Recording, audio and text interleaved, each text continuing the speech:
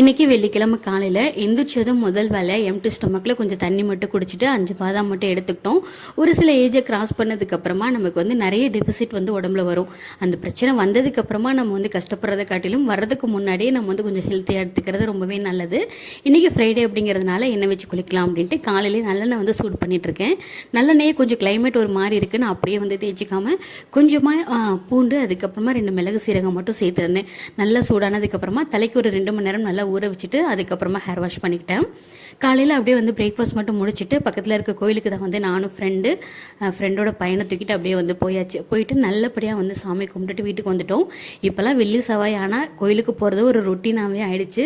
வந்த புதுசுலலாம் அவ்வளோ சீக்கிரம் இந்த கோயிலுக்கு வரவே மாட்டேன். பட் இப்போல்லாம் எப்போ நினைக்கிறோனோ அப்போல்லாம் வந்ததுமே கையோட லஞ்ச் சமைக்க ஸ்டார்ட் பண்ணியாச்சு. மதியம் லஞ்சுக்கு காய்கறி நிறைய போட்டு சாம்பார், பீட்ரூட் பொரியல், காலிஃப்ளவர் ஃப்ரை, ரசம். இன்றைக்கி டே சூப்பராக போச்சு.